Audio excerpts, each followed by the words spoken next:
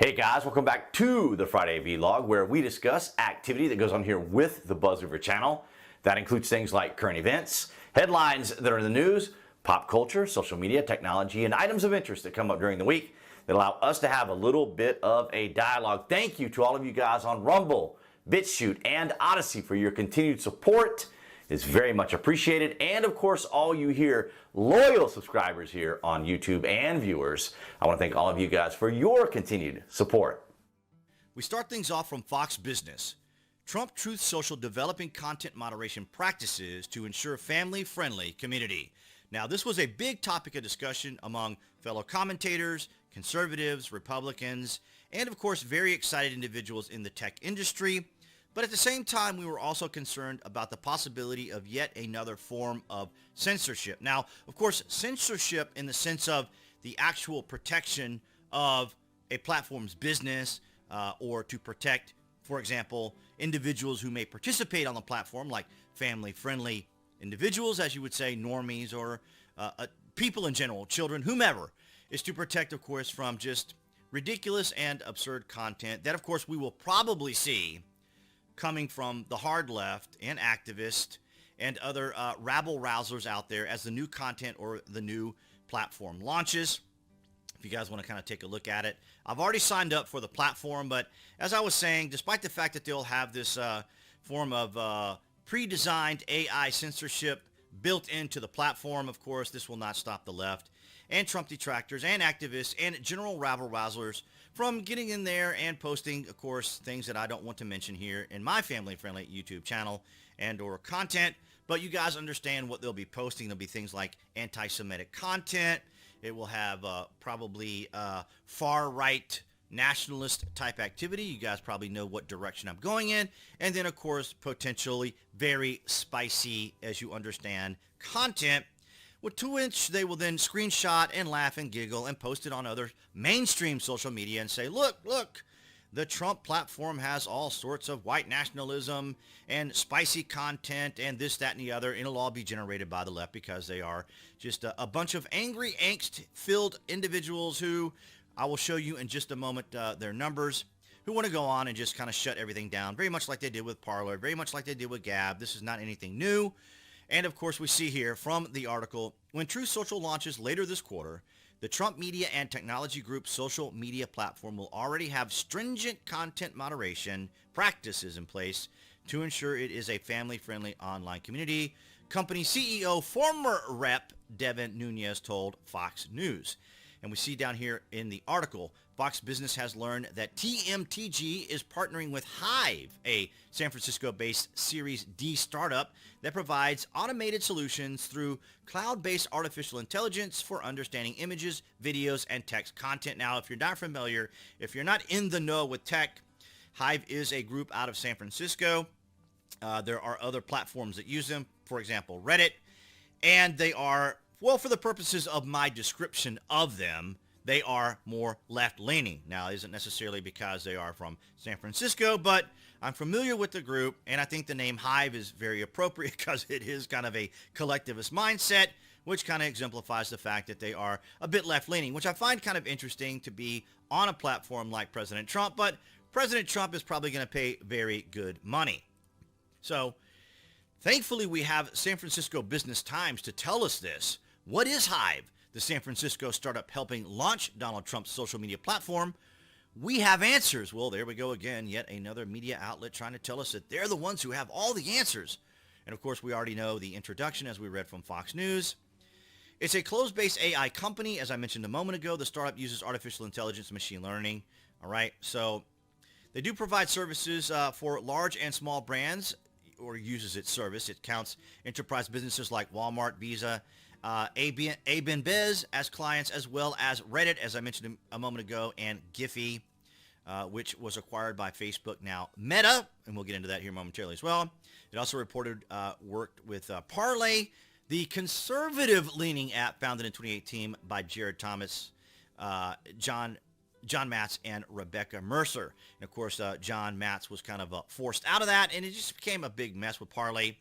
But like Parler and like Gab and other social media platforms, this will not stop the rabble-rousers, the cyber ninjas, the activists from going on there and doing exactly what I said. They'll get accounts. They'll post all kinds of content on there that's controversial and anti-family friendly and giggle and laugh and screenshot it, post it on regular social media so the media will pick it up and say, oh, goodness, look at all the content that's on President Trump's site. He is breeding, far-right activism, and now they have a place to congregate, and now we can all see them here, and it'll all be generated mostly by the left. Now, of course, there probably will be some individuals from the right, and of course, particular special interest on the right, as we experience those individuals, say, for example, on Minds and Gabs as well. I do specifically. These individuals often criticize even my own post and ask me why I'm on mainstream social media platforms, so forth and so on. And then, of course, we have just your general anti-Semitic groups that will obviously take advantage of this opportunity to be on a platform where they can also be somewhere where they can see or be seen by a larger group of people. Again, I'll get into that here momentarily. Hive considers itself a neutral platform. Now, I've always been of the opinion that most of the time when I worked in politics, one of the first things that the left would always say is, I'm open-minded, and I knew that was an immediate red flag that they were automatically leftist. Now, that's not to suggest that they didn't have the potential to be open-minded or that they were any different from anyone else when it comes to open-minded people, but typically people that are open-minded don't normally have to announce that they are or qualify anything that they say. So we have Gal told Fox Business that the company will work with anyone who needs its services. I don't care who you are. If you want to make your community a safer place, you should be given the tools to do so. So Gal is very enthusiastic about engaging in, to be direct, forms of censorship perhaps, but censorship that has to be there for the purposes of the actual definition of censorship. So Hive will be the ones that will be handling all of that sort of traffic. You still need that sort of ability to censor things on a platform, particularly when you're going to be attacked by the left. So I can guarantee you that will happen. Also in the tech realm, when it comes to AI and so forth, we see that Meta, or Facebook and Instagram, introducing Meta's next-gen AI supercomputer. We're introducing the AI Research Supercluster, the RSC, which we believe is among the world's fastest AI supercomputer that will accelerate AI research and help us build for the metaverse. In other words, whatever you program the AI to look for, it will. So if you haven't already, guys, make sure you smash that like button. And if you haven't already, subscribe, because we're going to show the AI here on YouTube that content like mine, conservative, rational, cogent, sober, common sense type coverage of these sorts of topics that can often confuse people, or the media engages in chaos and other disorder to frighten people and alarm people. And we try to break it down here on the BuzWeaver channel into something very simple. Moving on to other topics concerning political strategizing and or strategery. Yahoo News Supreme Court Justice Stephen Breyer will retire, multiple news outlets reports Wednesday. Now, this is a red flag, as it were, or a telling sign that perhaps the Democrats and the political rabble-rousers themselves know that a red wave is potentially coming this midterm. And so they want to make sure that the replacement for Stephen Breyer, who is also identified as a left justice, as they often like to identify each justice by some political measure, when, as we've always discussed here, justices are supposed to base their decisions on law. But nonetheless, Breyer's retirement preempts more Supreme Court hardball from McConnell. Now, they threw this in here really to just take a dig at McConnell. Of course, the Democrats do have the House and the Senate, as well as, of course, the presidency, so they have the majority.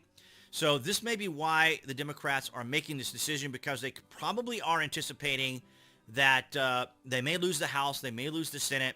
It could get really ugly for them, and they may not be able to get their leftist justice in there. So this is part of the moves that are being made this week. And as we see here, Biden says he'll name a black woman as Supreme Court pick by end of February. Now, I don't understand.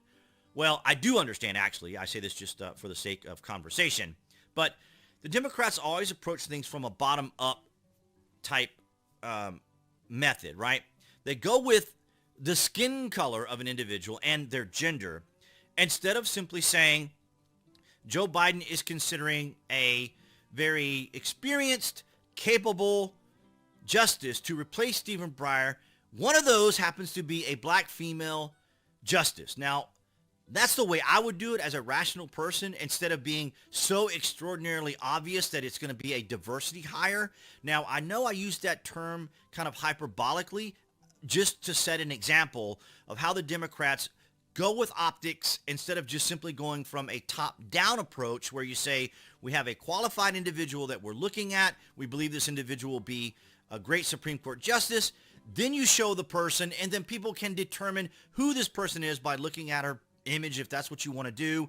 And of course, there's always the big discussion on whether images and having your images on certain sites like LinkedIn, or where businesses can actually see who you are. Of course, there's the whole sense of biasness and diversities, and this diversity hire, affirmative action, all these sorts of things. So anyway, so Joe Biden, of course, they're all aware that they have to, if they're not going to, need to go ahead and start the motion for this confirmation hearing before the midterms, perhaps. If it doesn't make it to the time of the midterms, then things could be a little different, and the Republicans could take the House and the Senate. So I just found that very interesting.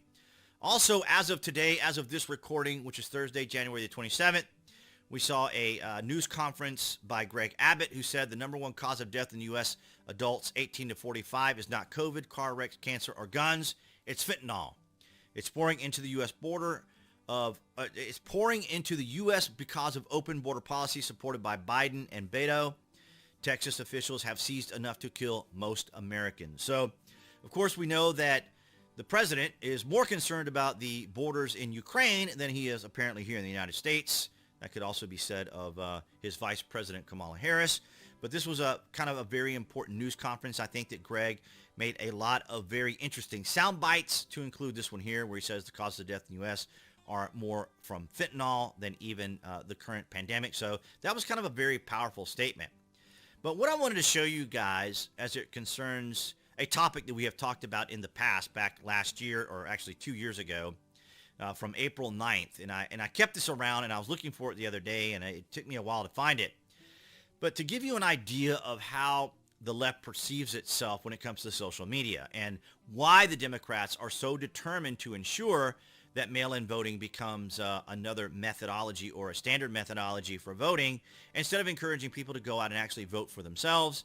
And of course, if you go out and vote, then obviously you're at the station. You have to present ID and other information. So this is kind of a representative of that. So here you have groups of individuals, a small group of individuals, as I will identify them as the hard left, the progressives, who are on social media. And as you can see here, they're saying all this verbiage here, kind of making this huge, gigantic blue cloud of information to kind of make themselves look big. But then when you contrast them to everyday, regular people out there in the environment and everyday life, they are a very small group of people.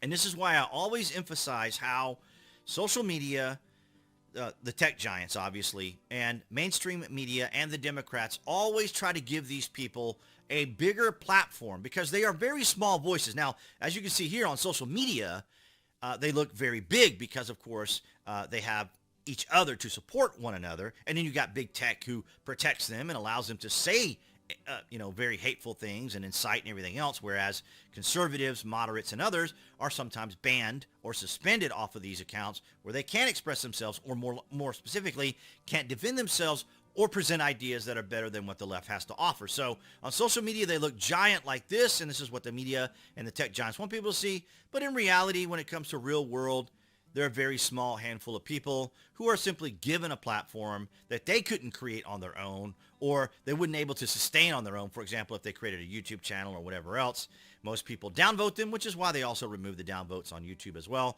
because a lot of these individuals, including mainstream media and even the White House, of course, videos, were constantly being downvoted and ratioed. And that's what I have for you guys this Friday.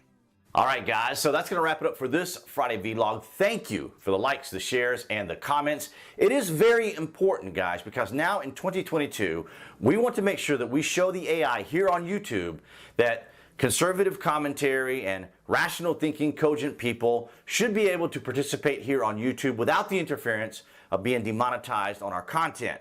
Thank you to all of you on New Tech, Odyssey, BitChute, and Rumble for your continued support there, because Rumble is also centralized, but they are moving to Sarasota, Florida.